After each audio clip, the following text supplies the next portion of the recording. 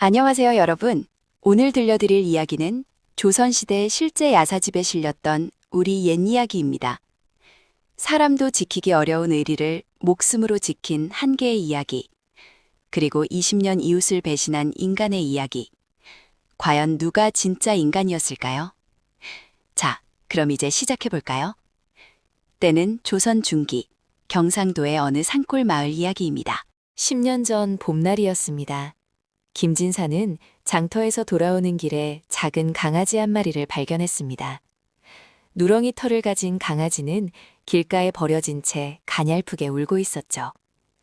이놈, 어미는 어디 가고 여기서 이러고 있나. 김진사는 강아지를 품에 안았습니다. 강아지는 김진사의 품에서 그제야 울음을 그쳤습니다. 아버지, 그게 뭐예요? 집에 돌아오자 어린아들이 물었습니다. 당시 10살이었던 저는 강아지를 보자마자 눈이 휘둥그레졌죠. 강아지다! 우리가 키울 거예요?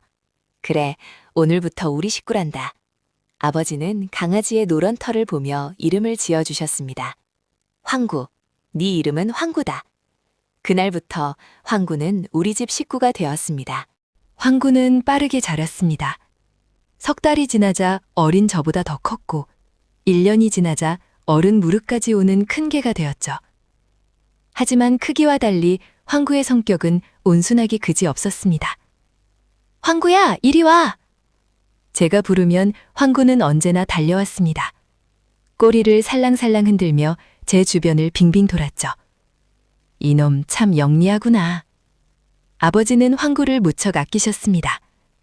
밥을 드실 때면 항상 한 숟갈을 황구에게 주셨고, 일하러 가실 때도 늘 황구를 데리고 가셨습니다. 여보, 개한테 너무 정을 주시는 게 아닌가요? 어머니가 걱정스럽게 말씀하셨습니다. 아니요, 이놈은 그냥 개가 아니요, 우리 식구요. 아버지의 말씀이었습니다. 밤에 주무실 때도 황구는 아버지 방 앞에서 잠을 잤습니다. 누가 집에 오면 제일 먼저 짖어서 알려주었고, 밤에 도둑이라도 들까 싶으면 밤새 뜰을 돌며 지켰죠. 그렇게 황구는 우리 집의 든든한 파수꾼이 되었습니다. 우리 집 옆에는 최영감이 살았습니다. 최영감은 아버지와 동갑내기로 20년 넘게 담을 맞대고 살아온 이웃이었습니다. 김진사, 자네 농사는 잘 되나? 그럭저럭 하고 있네. 최영감은? 두 분은 매일 아침 담장 너머로 인사를 나누셨습니다. 김장철이 되면 함께 김치를 담갔고, 명절이 되면 서로 떡을 나눠 먹었습니다. 집안에 경조사가 있으면 가장 먼저 달려와 도와주는 사이였죠. 김진사, 자네는 참 복이 많네. 아들도 건강하고 농사도 잘 되고. 과찬이네. 최영감 집도 마찬가지 아닌가. 하지만 사실 최영감 집 형편은 그리 좋지 않았습니다. 최영감에게는 자식이 없었습니다. 몇 번의 유산 끝에 부인은 병을 얻어 자리에 누웠고, 그 이후로는 아이를 가질 수 없었죠. 자식 없는 게 뭐 그리 큰일인가. 우리 둘이서 잘 살면 되지. 최영감은 겉으로는 태어난 척했지만 마음속으로는 늘 허전했습니다. 특히 담장 너머로 들려오는 우리 집 웃음소리를 들을 때면 알 수 없는 감정이 복받쳐 올랐습니다. 황구는 자라면서 놀라운 재주들을 보여주었습니다. 어느 날 아버지가 밭에서 일하시다가 호미를 잃어버리셨습니다. 이런, 호미를 어디다 뒀는지 모르겠구나. 황구야, 호미 좀 찾아다오. 아버지가 호미 모양을 손으로 그려 보이자 황구는 고개를 끄덕이더니 밭으로 달려갔습니다. 잠시 후 황구는 입에 호미를 물고 돌아왔습니다. 이놈 정말 영리하구나. 마을 사람들도 황구의 영리함에 혀를 내둘렀습니다. 김진사, 자네 집 개가 우리 마을을 지켜주었네. 허허, 과찬이시오. 하지만 황구의 진짜 재주는 따로 있었습니다. 어느 날 밤, 도둑이 우리 집에 들었습니다. 황구는 그 소리를 듣고 미친 듯이 지저댔습니다. 왜 이러나? 아버지가 나가보니 도둑이 담장을 넘어 도망가고 있었습니다. 황구는 주저없이 도둑을 쫓아갔습니다. 마을 어귀까지 쫓아가 도둑의 바짓가랑이를 물어뜯었죠. 으악, 살려주시오. 도둑은 결국 마을 사람들에게 붙잡혔습니다. 김진사, 자네 집 개가 우리 마을을 지켜주었네. 그날 이후 황구는 마을의 영웅이 되었습니다. 하지만 황구를 좋아하지 않는 사람이 한 명 있었습니다. 바로 최영감이었습니다. 저 개가 맨날 지저대서 잠을 잘 수가 없네. 최영감은 가끔 불평을 했습니다. 미안하네. 황구가 좀 예민해서 말이야. 아버지가 사과하셨지만 최영감의 불만은 점점 커져갔습니다. 사실 최영감이 황구를 싫어하는 진짜 이유는 따로 있었습니다. 황구만 보면 김진사 가족이 얼마나 화목한지 더 또렷하게 느껴졌기 때문입니다. 아들과 함께 황구를 데리고 산책 가는 김진사의 모습, 그것이 최영감에게는 견디기 힘든 광경이었습니다. 나는 왜 저런 행복을 누릴 수 없는가? 최영감의 마음속에 어두운 그림자가 드리우기 시작했습니다. 세월이 흘러 저는 20살 청년이 되었고 황구도 늙은 개가 되었습니다. 하지만 황구의 충성심은 변하지 않았습니다. 여전히 아버지를 그림자처럼 따라다녔고 밤이면 아버지 방 앞을 지켰습니다. 황구야, 너도 이제 나이가 들었구나. 아버지는 황구의 흰 털이 섞인 얼굴을 쓰다듬으셨습니다. 하지만 너는 여전히 우리 집의 든든한 기둥이란다. 그해 가을이었습니다. 아버지는 집에서 기르던 소를 팔기로 하셨습니다. 곡식값이 떨어져 농사로는 생활이 어려웠고 내년 봄에 씨앗을 살 돈도 필요했습니다. 고개 넘어 장터에 가면 좋은 값을 받을 수 있다던데 아버지는 소를 팔러 장터로 가기로 하셨습니다. 아버지, 제가 같이 갈까요? 아니다. 너는 집에서 밭일을 봐라. 내일이 파종하기 좋은 날이니까. 황구라도 데려가세요. 그래, 황구는 데려가마. 그날 아침은 평범하게 시작되었습니다. 아버지는 새벽같이 일어나 소를 끌고 나가셨습니다. 황구도 아버지를 따라 나섰죠. 조심히 다녀오세요. 걱정 마라. 해지기 전에 돌아올 테니. 아버지는 손을 흔들며 집을 나서셨습니다. 그것이 아버지를 본 마지막 모습이었습니다. 최영감도 그날 아침 일찍 어디론가 나가셨습니다. 여보, 어디 가시오? 최영감의 부인이 물었습니다. 잠깐 산에 약초 캐러 간다네. 최영감은 지게를 메고 나가셨습니다. 하지만 지게 안에는 약초 캐는 호미가 아니라 쇠망치가 들어 있었습니다. 아버지는 고개를 넘어 장터에 도착하셨습니다. 이보시오, 이 소 얼마요? 한 40냥은 받아야 할 것 같소. 40냥? 그럼 35냥에 팔겠소. 결국 소는 37냥에 팔렸습니다. 예상보다 좋은 값이었습니다. 아, 이 정도면 씨앗도 사고 집 수리할 돈도 남겠구나. 아버지는 기분이 좋았습니다. 김진사, 소도 팔았는데 한잔하고 가시지 그러시오. 소를 산 사람이 주막으로 아버지를 안내했습니다. 그럽시다. 아버지는 주막에 들어가 술을 드셨습니다. 황구는 주막 밖에서 아버지를 기다렸죠. 한 잔, 두 잔, 술이 거나하게 취하도록 마셨습니다. 아이고, 벌써 이렇게 늦었구나. 어서 가봐야겠어. 해가 뉘엿뉘엿 저물고 있었습니다. 조심히 가시오, 김진사. 아버지는 비틀비틀 주막을 나섰습니다. 황구가 아버지를 부축하듯 옆에 붙어 걸었습니다. 해는 이미 산 너머로 넘어가고 고갯길은 어둠에 잠기기 시작했습니다. 황구야, 어서 가자. 식구들이 기다릴 게다. 아버지는 서둘러 고갯길을 올랐습니다. 바로 그때였습니다. 꼼짝 마시오. 어둠 속에서 검은 그림자가 나타났습니다. 얼굴을 천으로 가린 사람이 쇠망치를 들고 서 있었습니다. 돈을 내놓으시오. 이게 무슨... 아버지는 뒤로 물러서려 했습니다. 하지만 강도는 이미 쇠망치를 휘둘렀습니다. 퍽! 아버지의 뒷머리에 쇠망치가 내리꽂혔습니다. 으흑! 아버지는 비틀거렸습니다. 끝까지 버티시겠다는 거요? 강도는 다시 한번 쇠망치를 휘둘렀습니다. 퍽! 퍽! 아버지는 그 자리에 쓰러졌습니다. 컹컹! 그르릉. 황구가 강도에게 달려들었습니다. 이런 미친 개가. 강도는 황구를 쇠망치로 내려쳤습니다. 하지만 황구는 피하며 강도의 팔을 물어뜯었습니다. 악! 강도는 주머니에서 무언가를 꺼냈습니다. 미리 준비한 고기 덩어리였습니다.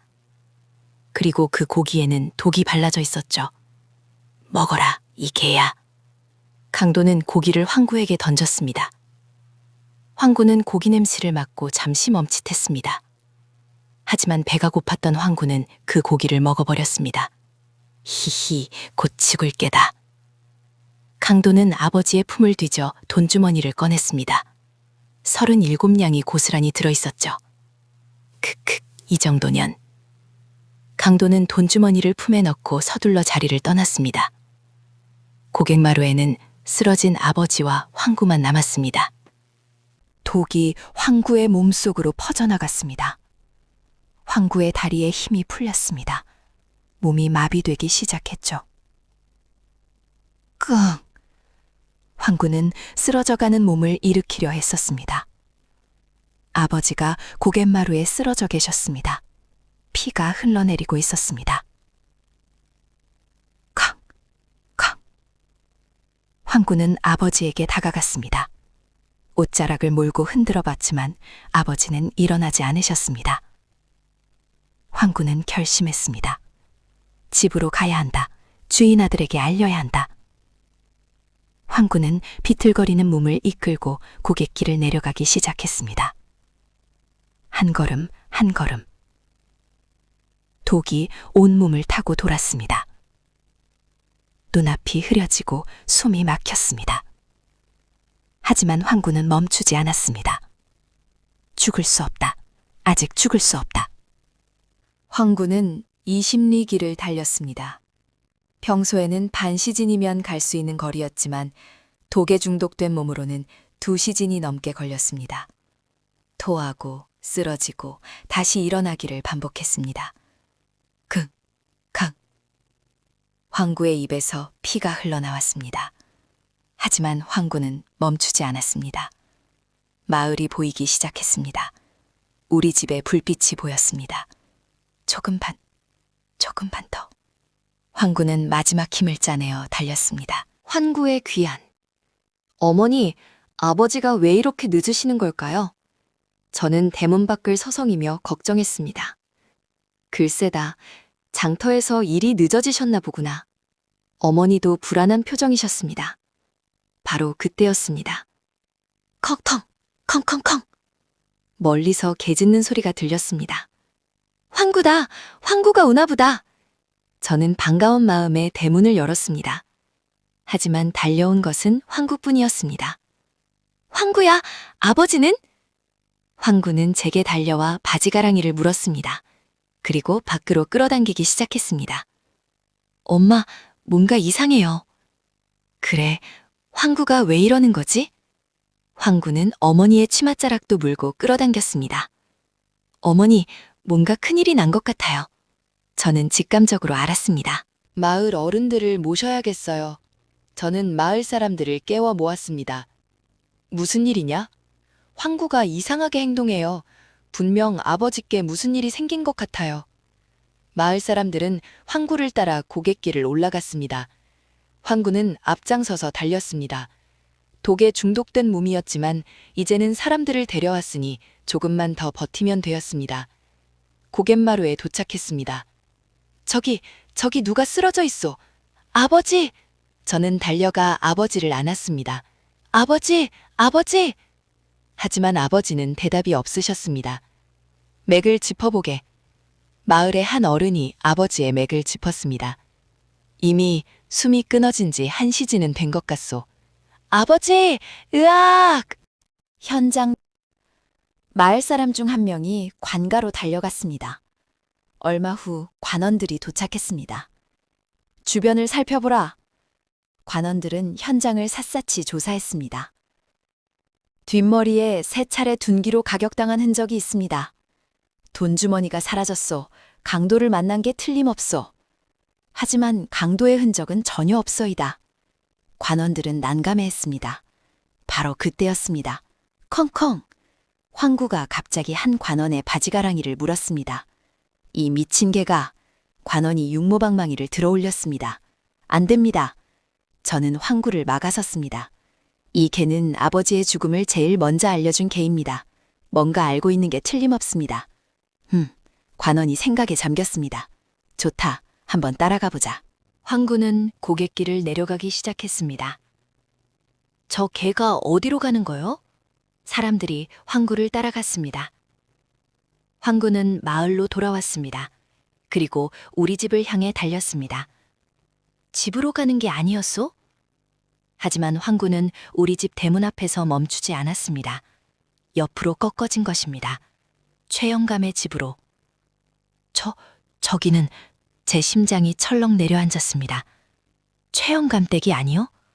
사람들도 웅성거렸습니다. 황구는 최영감의 마당으로 뛰어들어갔습니다. 이게 무슨 일이요? 최영감은 마루에 앉아 담배를 피우고 있었습니다. 컹컹컹! 황구가 최영감에게 달려들었습니다. 이런 미친 개! 저리 가지 못해! 최영감이 소리쳤습니다. 우리 아버지를 죽인 범인이 바로 당신이군요! 제가 외쳤습니다. 뭐? 무슨 헛소리를? 나는 하루 종일 집에 있었다! 그럼 증거를 보여주시오! 관원이 나섰습니다. 증거? 내 마누라가 증인이요! 최영감의 부인이 떨리는 목소리로 말했습니다. 영감이 아침에 산에 약초 캐러 갔다가 저녁에 돌아왔습니다. 보시오! 내 말이 맞지 않소? 바로 그때였습니다. 황구가 갑자기 마루 밑으로 뛰어들어갔습니다. 저 개가 뭘 하는 거요? 잠시 후 황구가 무언가를 물고 나왔습니다. 피가 묻은 쇠망치였습니다. 저건? 관원들의 얼굴이 굳어졌습니다. 최영감, 이것이 무엇이요? 그건 농기구요. 농기구에 왜 피가 묻어 있어? 그건... 최영감은 말을 잇지 못했습니다. 꼼짝 마라, 너를 살인범으로 체포한다. 관원들이 최영감을 꽁꽁 묶었습니다. 아니요, 나는 아무것도 하지 않았소. 최영감은 발버둥 쳤지만 소용없었습니다. 관가에서 최영감은 결국 모든 것을 자백했습니다. 그날 김진사가 소를 팔러 간다는 소리를 들었어. 좋은 값을 받을 수 있다는 말도 들었지. 최영감의 목소리가 떨렸습니다.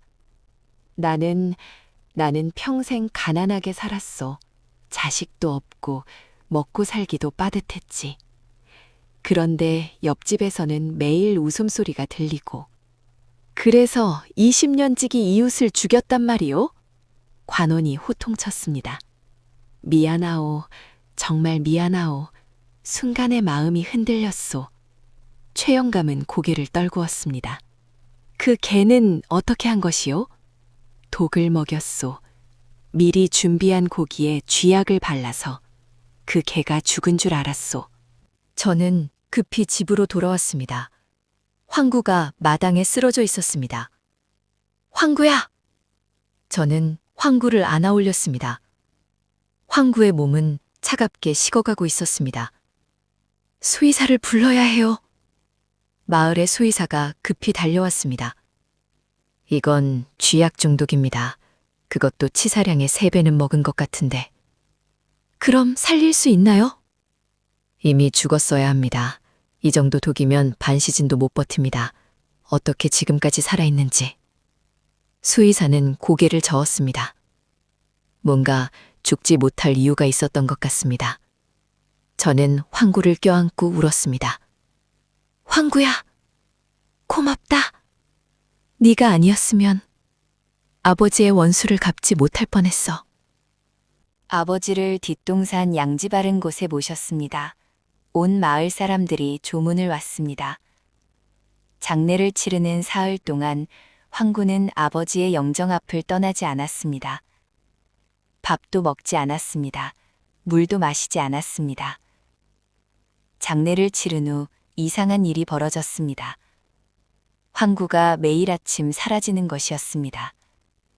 며칠 후 저는 황구를 몰래 따라가 보기로 했습니다. 새벽에 황구가 집을 나섰습니다. 저는 멀찌감치 떨어져서 따라갔습니다. 황구는 뒷동산으로 향했습니다. 아버지의 무덤이 있는 곳이었습니다. 황구는 무덤 앞에 앉았습니다. 그리고 하루 종일 그곳을 지켰습니다. 오후가 되자 여우 한 마리가 나타났습니다. 무덤을 파헤치려는 것이었습니다. 컹컹컹. 황구가 무섭게 달려들었습니다. 여우는 놀라 도망갔습니다. 저는 눈물을 흘렸습니다. 황구야, 네가 아버지를 지키고 있었구나. 하지만 황구의 몸 상태는 점점 나빠졌습니다. 독이 천천히 몸을 갉아먹고 있었습니다. 수의사가 말했습니다. 며칠 남지 않았습니다. 마음의 준비를 하세요. 한 달이 지났습니다. 황구는 이제 제대로 걷지도 못했습니다. 하지만 여전히 매일 아버지 무덤으로 갔습니다. 기어서라도 갔습니다. 어느 날 저녁 황구가 돌아오지 않았습니다. 황구가 안 왔어요. 저는 불길한 예감에 뒷동산으로 달려갔습니다. 석양이 뒷동산을 붉게 물들이고 있었습니다. 아버지의 무덤 옆에 황구가 누워 있었습니다. 황구야. 저는 황구에게 달려갔습니다. 황구는 눈을 감고 있었습니다. 마치 잠든 것처럼 평화로운 얼굴이었습니다. 하지만 이미 숨이 끊어진 후였습니다. 황구의 머리는 아버지 무덤을 향하고 있었습니다. 마지막까지 아버지를 바라보며 눈을 감은 것이었습니다. 저는 황구를 아버지 무덤 바로 옆에 묻어주었습니다.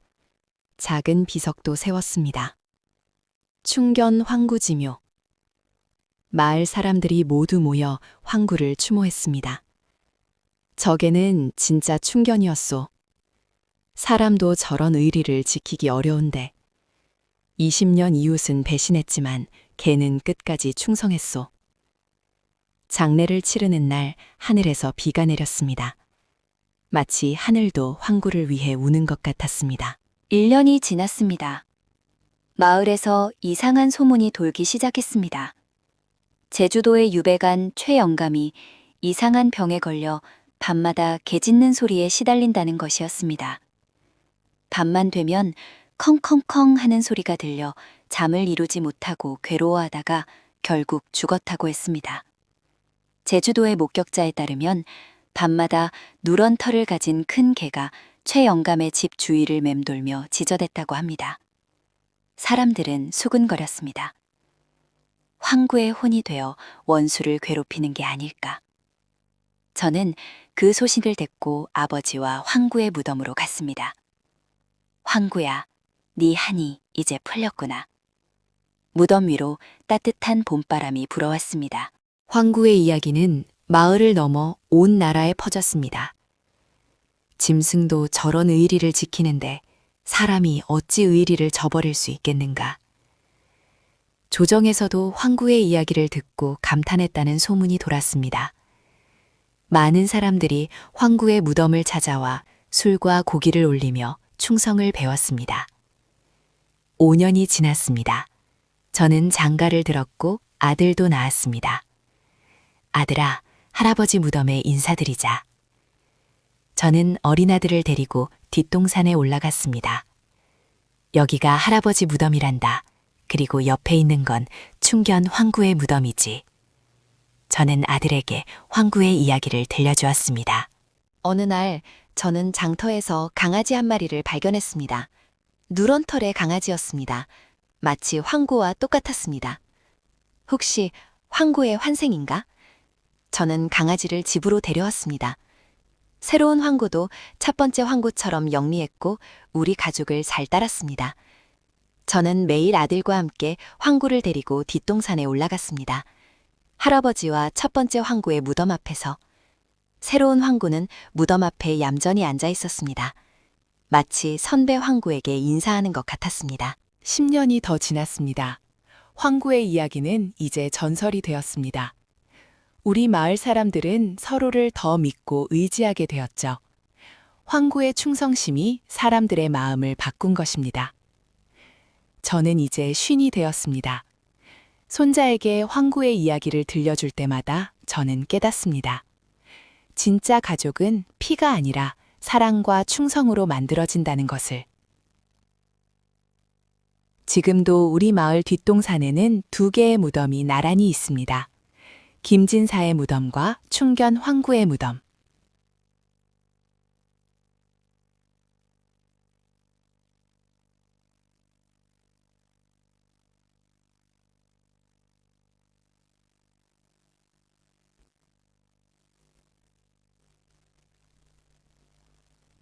여러분, 오늘의 이야기 어떠셨나요?